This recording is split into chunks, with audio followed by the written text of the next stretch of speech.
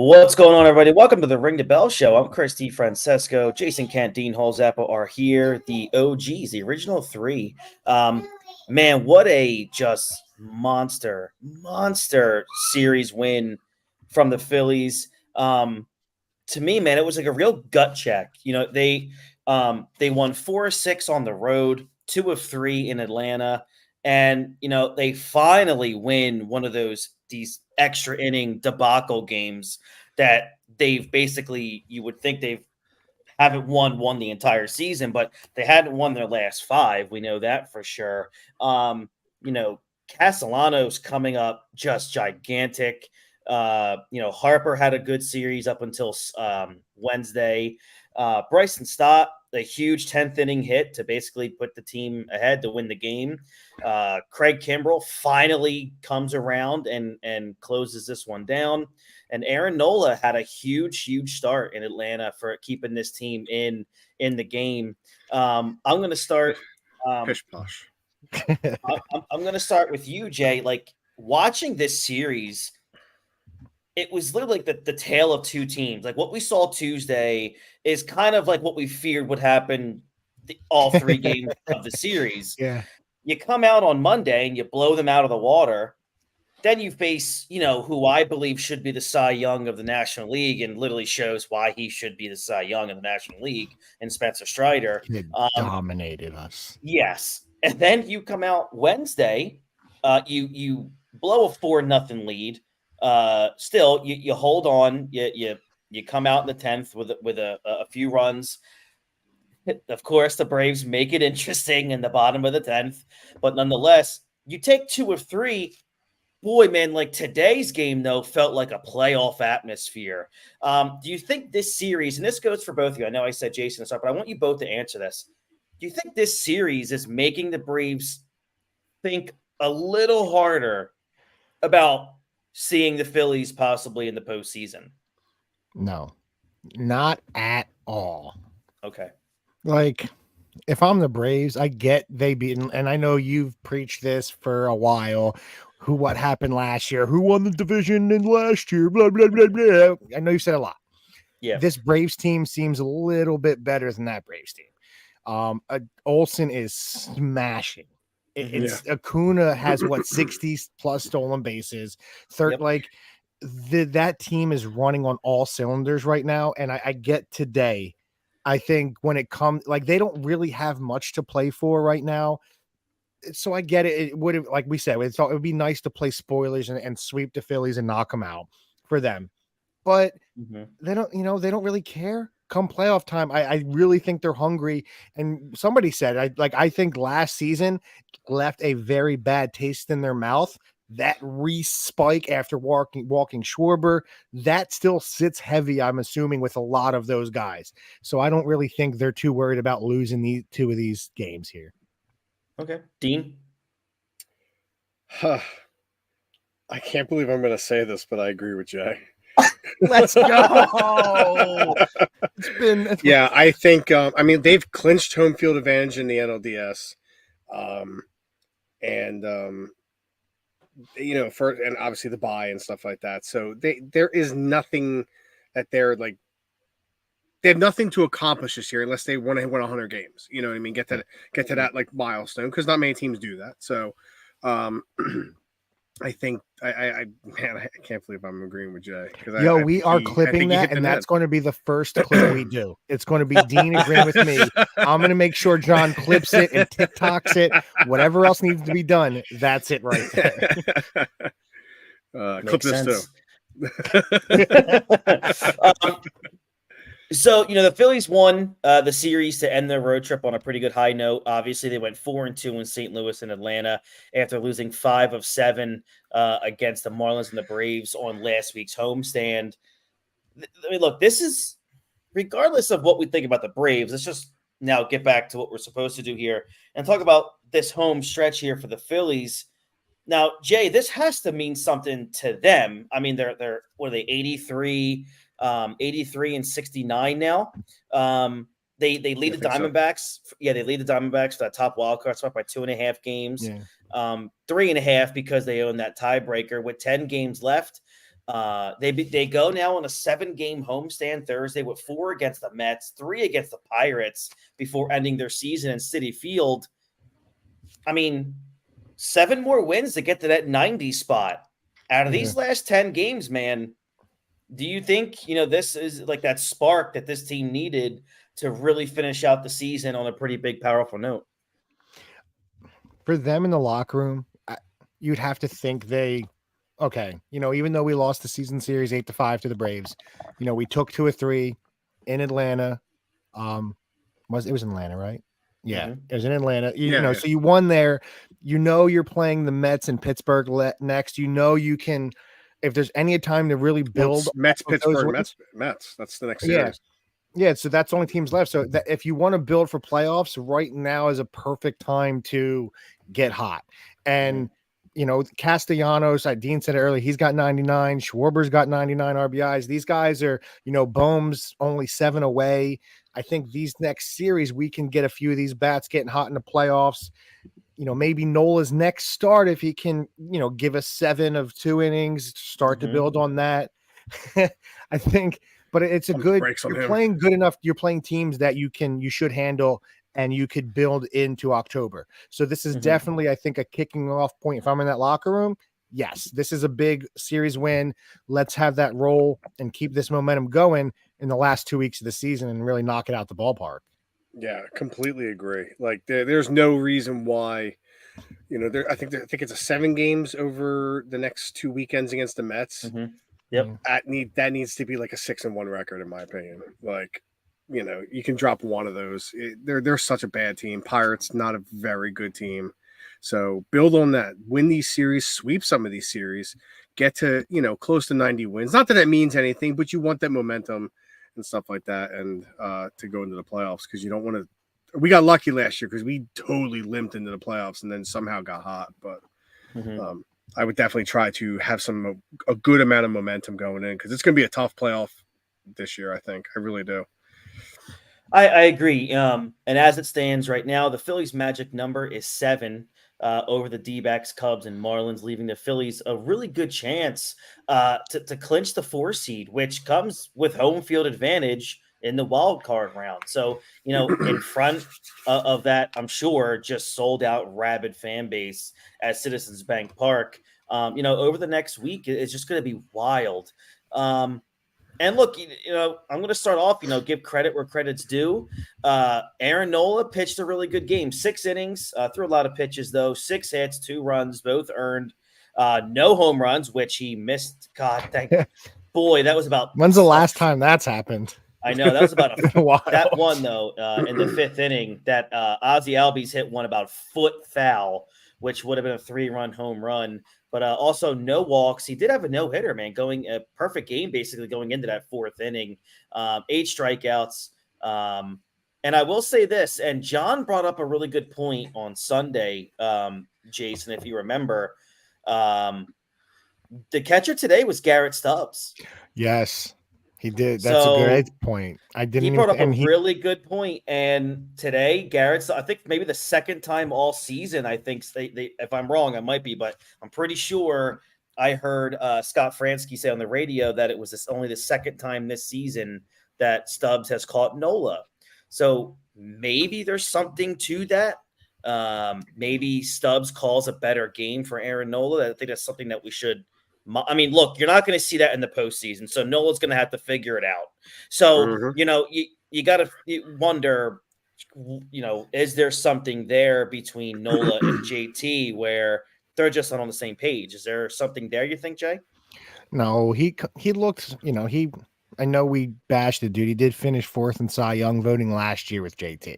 So I really don't think that it's a great story, because if you want to figure something out why Nola has struggled, probably the worst in his career this season, you want to figure something out.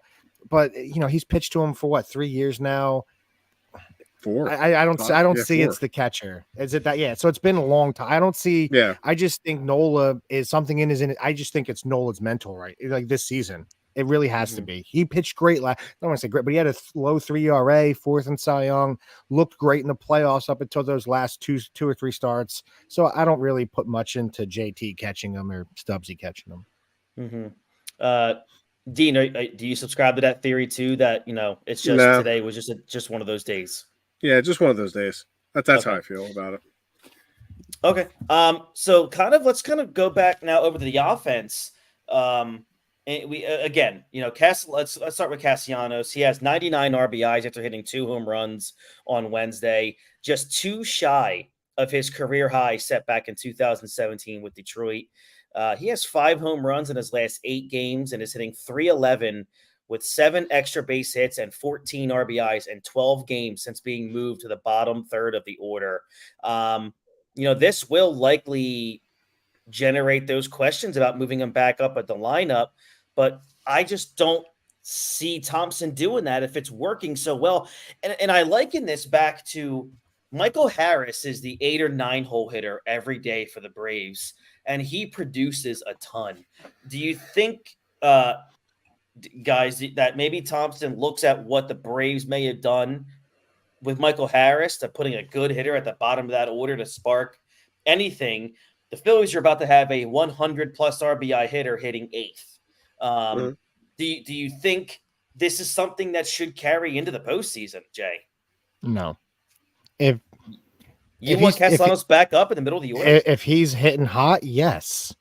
Like, I don't subscribe to I want my power guys, and he's one of the power guys. And, I don't want to but I want Schwarber 4. I want Casty 5. I want those there because I want my run producers in the middle of that lineup. If he's getting hot, I understand you don't want to mess with it. And if he's feeling comfortable, but he's also hit the top of that lineup a lot of his career, and he's always been a great hitter. He was a great hitter a lot this season before he really slumped.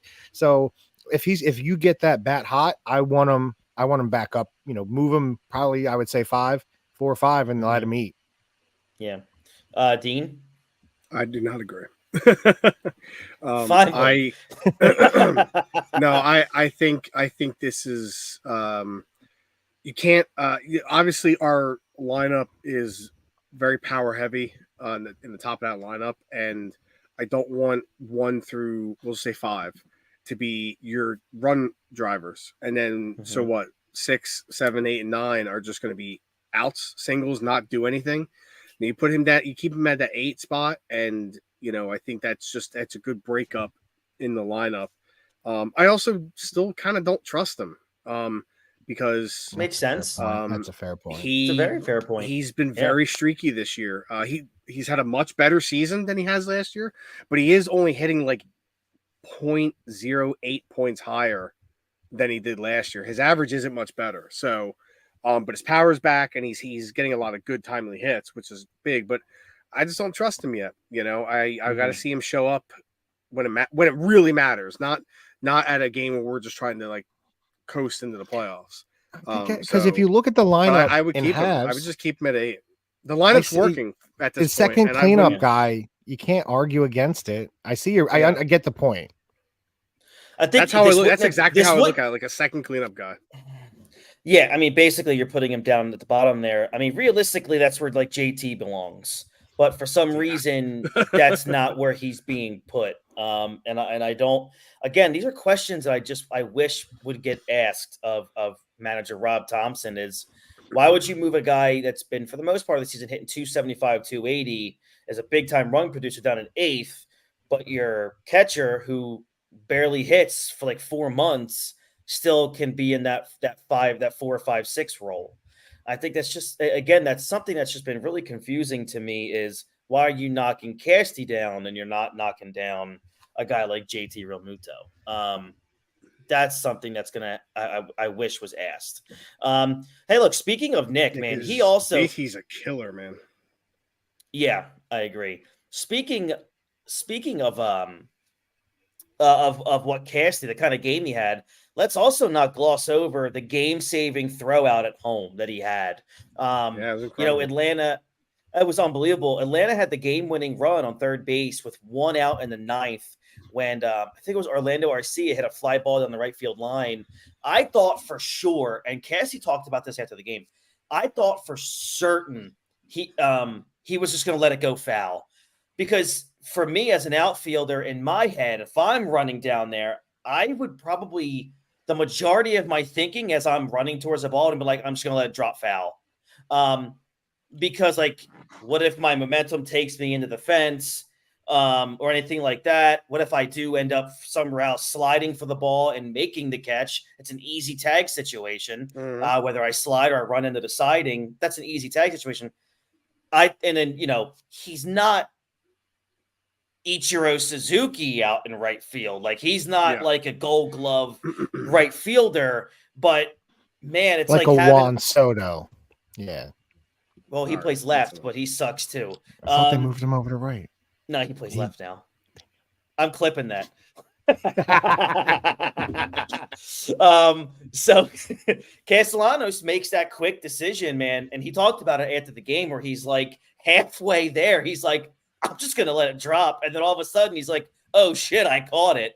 And then everybody in the ballpark had the same thing in the mind, is whether they said it was, whether they said it aloud, Phillies broadcaster John Kruk, or simply thought about, just drop it, let it go. But Garrett Stubbs said after the game that he was screaming at the top of his lungs for it to just drop. But Castellanos picked up the Kid ball. knows his arm. Yeah, he spun and threw an absolute laser. That's perfect. On that, and threw out the pinch runner Luke Williams at the plate, keeping the Phillies' chances alive to win the game. And holy moly, like, just an incredible play. And then obviously the bottom of the 10th. And let's kind of talk about that really quick. Is that bottom of the 10th? I'm going to bring them up. Kyle Schwarber, the biggest moment of the game, I think. You are the biggest pile of trash I have ever met in my life. Yeah, seriously. Emphasis on trash. So we get to the top of the 10th, and he had gone 0 for 3 and not 3 great at-bats previously in the game. Schwarber comes up and draws a leadoff walk, which was tremendous. And it meant a lot, because now you have first and second with no outs. And this is, and I don't like ripping him because he's been like the best player in baseball since August 4th. Trey Turner comes up. Your leadoff guy just walked on, I think it was maybe 4 or 5 pitches. You would think maybe take a quick pitch just to see if he's throwing anywhere near the plate. Trey Turner swings the first pitch and grounds into I think it's a 5-4-3 double play. But then still, again, if Schwarber doesn't draw that walk, we're probably talking about a loss here. And I'm 98% certain that in the bottom of the 10th, the Braves would have found a way to score a run to win that game. Instead, Stock gets up and hits a 2-run double to give the Phillies that 2-run lead, and they end up sticking with a 6-5 win. But Cassie and Schwarber are tied with the team lead with 99 RBIs. Bohm has 92. I did not think that going into the season that Boehmer would have 92, over 90 ribbies. He's also been an absolute Bohm. I'm talking about pronouns, pal. Bohm has been a force with runners in scoring position. Yeah. He's hit 354 in 2023. That's 10th in Major League Baseball, and he's a career 320 hitter with runners and scoring position. So you talk about clutch, since man. I hate this effing place. Since then, it's come a long way. I know he's about to get paid too. Yeah, he is. So kind of talk about Schwarber a little bit, Jay, because our text thread drives me absolutely crazy, because I feel like you and John. I think John hates the Phillies deep down. I think he finds every way to knock the team and be negative. But you, on the other hand, you're positive a lot of the times. I mean, you did blanket a statement and said the team sucks. But it's because they're getting blown out by Spencer Strider. It's a tough one. And then listen, I appreciate Schwarber. I think him at the top of that lineup. While I would love to see his 45 home runs in cleanup, I think those RBI numbers, you drive in so many more runs, but you can't. He does get on base. He takes a lot of walks, and he does hit. he only technically leads off once a game. So I get all that. But what he does get on base. So he does give you an opportunity a lot to drive him in with the walk. It just he is important to what this team does. I just think 45 RBI, 45 home runs could be better suited 3-4 hole. But I think what he does is very valuable. You can't really like, I get the average sucks. I get he can't play defense, and that's everything I say. I'm trying not to rip him, but what he does offensively and the production he has, it's tough to argue against. While, I may hate Robert for putting him there, and I take it out on Schwarber a lot. I think he's very much needed, and it's sad because if we do have to move an offensive piece, he's probably the one to go because he's the most movable with that production. But he is a very valuable piece to this team, and I think he probably might be a little more valuable or just as valuable as Bryce. I'd really put him up there. Dean, you've been on the Kyle Schwarber train since last postseason. I don't think I have to say anything else about Kyle Schwarber. It's okay. As the great Ian Malcolm once said, God, I hate being right all the time. That's good stuff. So yeah, look, that was the end of the regular season series with the Atlanta Braves. Unless they meet again in the NLDS, which is a really good chance of happening.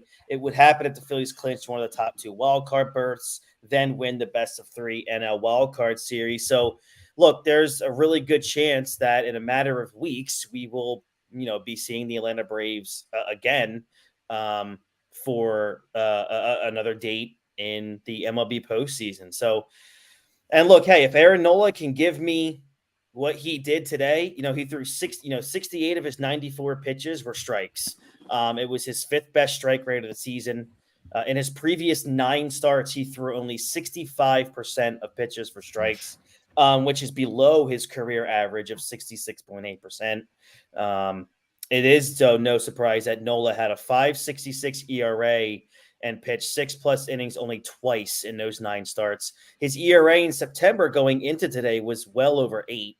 So it was really good that he was able to only surrender those 2 runs today. But yeah, so we have a weekend series here coming up against the New York Mets. Boys, like, what are you looking at? What are your expectations here? Do you see the Mets playing spoilers at all? What's your thought process on this weekend? They better not. I'm going to be there Saturday, so that better be a win. No, they have nothing to play for, and they suck. They're a bad team this year, so I'd be shocked if we didn't take at least. It's a 4-game series, right? Yeah, 3 or 4. That's got to be what they take. I'm sorry. No, don't. That's great. That would be tremendous if they take 3 or 4. How about you, I Jay? prefer a sweep because the Mets this year. They should sweep. When you look at this 4-game sweep would be amazing. It's tough, but you look at the team, like outside Alonso, Lindor's not bad, but like when you look at this, like they have Peterson, McGill, Quintana, and I'll just say Butto because I don't know his name. Bateau. I don't know how to pronounce it. Okay. But like, come on, that guy's those who you put up against this lineup. I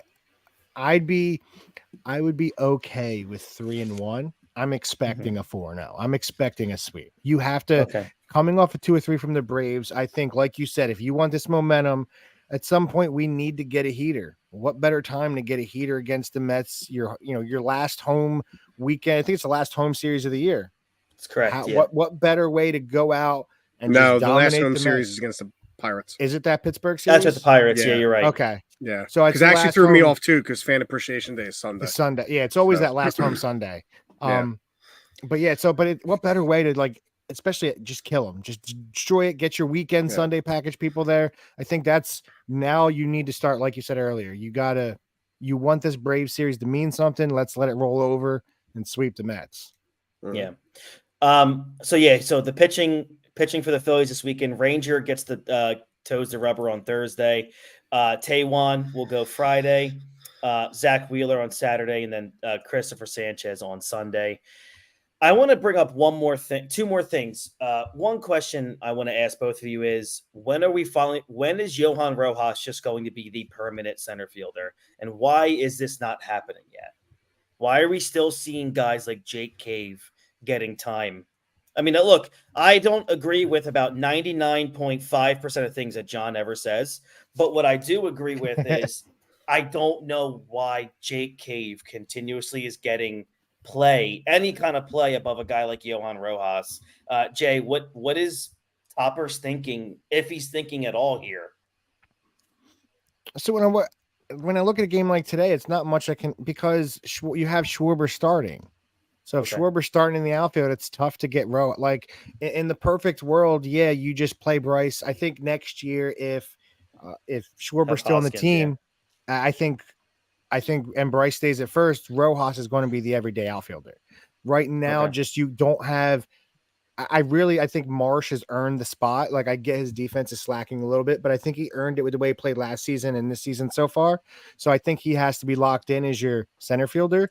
But it's tough when you have to move Bryce to DH some and let Schwarber play. I don't know if he can play first base. I really don't. Probably not. I don't know if they tried him much there. But yeah, you can't. It's tough because Schwarber has to play somewhere, and only spot to put him right now is left field. Right. All right. So before we get out of here, I wanted to bring up one more thing, and it was kind of highlighted today. And if you ask me, and I think I said this to Jason maybe like a couple of days ago, is it's crazy where we've gone with Michael Lorenzen from when he got here to right now, where I'm pretty confident he might not even make the playoff roster. Like I wouldn't put him anywhere near the playoff roster. And, you look at it, Lorenzen has a 9.23 ERA in his 6 appearances since his no-hitter against the Nationals on August 9th. In 26 in 26 and a third innings, he has allowed 40 hits, 30 runs, 14 walks, and has only struck out 14 guys. Lorenzen talked about it and said like he's been through worse stretches than this in his career. I would like to see. Yeah, I mean That's amazing. He's correct. He is correct. He posted a 12 ERA over a 6-start stretch as a rookie with the Reds. So that's as a rookie. So I'm okay with that. But man, I'll tell you what. Thompson said something like, he's a veteran, and I think getting him used to coming out of the bullpen might take an outing or two, but I still think it's there. And he says that about everybody. If you're the freaking Phillies, Jay, do you let Lorenzen sniff the field the rest of this stretch here? It's tough with the way he's been playing. It's yeah. You need to save some of those bullpen arms, so he probably will see some time. And I do think, I don't think you're gonna have to. I want to say use your bullpen a lot, but I think you're going to be blowing these teams out quite a bit, or have big enough leads where you're okay throwing them out there. But because I think you want to save a lot of that back end bullpen with the way they've been pitching. Try to get them some rest down the stretch. I think you're gonna need some of those guys.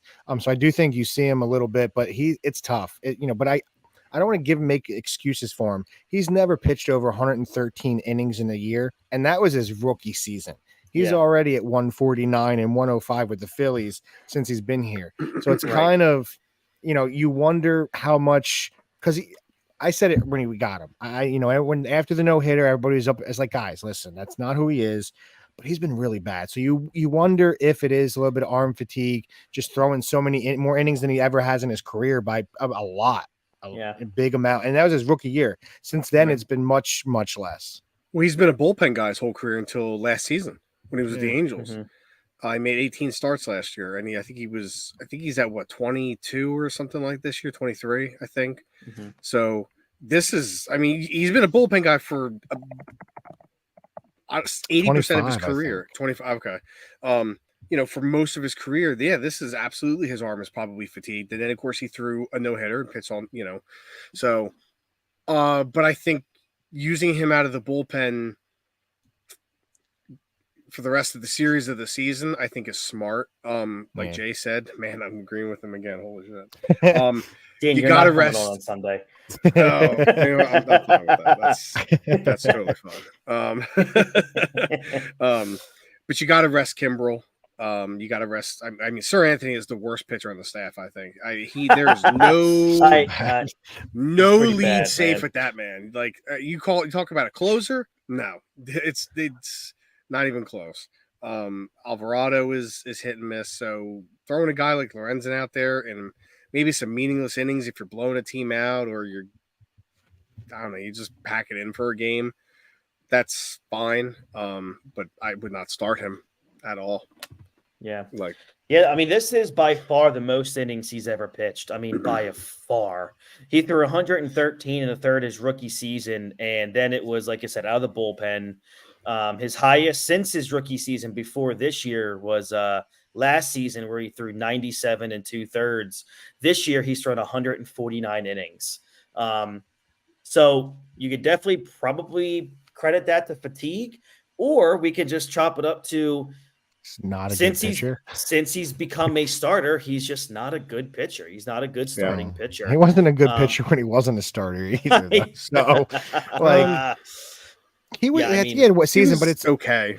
He's I expect about a 4 or 5 from him. He's been terrible. Like, since his first 2 starts, like his ERA with the Phillies is 6.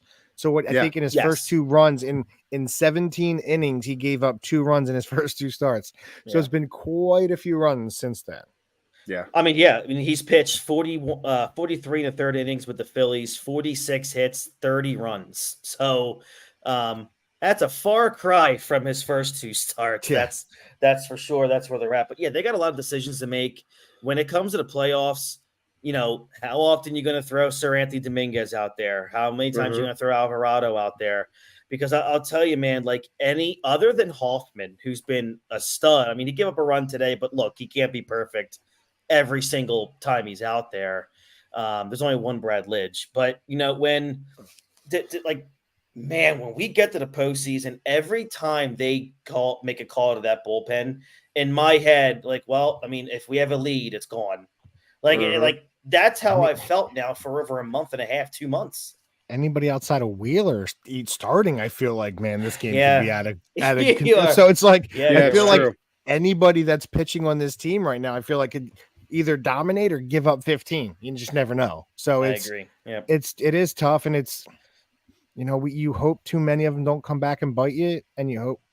I don't know what Dominguez can figure out between now and the playoffs, or, you know, there's not a lot of time, but you hope something clicks and they're just, maybe it's it could be a lot with 50. Like I think John said, it's such a long run last season, baseball classic. It may be, you know, a lot of those guys that weren't expecting to pitch so long that, you know, Nola's never pitched it. None of those guys pitched that deep besides Kimbrel, really. So you wonder how much of it could that play into it as well, like, because they just never been there. So you have to build it up. I agree. So, all right, before we get out of here, I want to ask you guys questions about your football teams. Make it about you guys here, because that's what I am. I'm a giver. Jason, Cowboys, Cardinals. What are you looking at, man? Cowboys are blowing them out, bro. Yeah, easy. Okay. It's not even close. It should. Right. Like, come on, Josh Dobbs. Come on. Dean, your Saints are looking to go 3-0, but they got a tough task, man. They're heading to Lambeau. Jordan Love looking pretty damn good in his first 2 starts. What do you expect him? A win, but a tight one. Okay. Jay, we're streaming and Jay's making sexual innuendos. All right, so for me, the 49ers, man, Thursday night football against the Giants, they're going to be without Saquon, so I think. Who watches Prime? Dude, if you guys don't beat the damn Giants tomorrow, you might as well just end your football fanhood forever. That's going to be good. Thank you to everybody who listened. We'll be back here Sunday night after, following a 4-game weekend series. Well, Dean will. I will be here. So last Sunday game of the year. So, I'll be here. but I don't know how Hmm. much I'll be here, if you know what I'm saying. I You know? understand. Yeah. I understand. So we'll see how the Phillies wrap up this weekend. 4 games with the Mets. It should be a lot of fun. I just always love when the Phillies beat the Mets. So we'll see what happens. I hope All they right, do guys. that next weekend when I'm up there. Yeah, I think you should be okay. All right, so check out all of our socials at Ring the Bell 856 everywhere: Instagram, Twitter, and YouTube. Check out our shop. Head over to I'm waiting for it to roll by the scroll. There we go. Ringthebellshop.myshopify.com. Head over there. Pick up your show merch. All right, so we'll catch you guys here Sunday night. Oh, I mean, at least I will. So I'm Yeah, I'll probably be I'm there. Chris C. Francesco. That's Dean Holzapple and Jason Kent, and we'll catch you guys down the road. Have a great rest of your weekend, and we'll see you guys soon. Go Phils.